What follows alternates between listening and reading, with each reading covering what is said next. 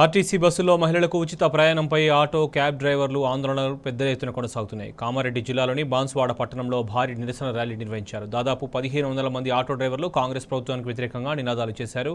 ఉచిత బస్సు సదుపాయాన్ని వెంటనే రద్దు చేయాలని వారు డిమాండ్ చేశారు. ప్రైవేట్ డ్రైవర్లను ఆదుకోవాలని ప్రభుత్వాన్ని కోరారు.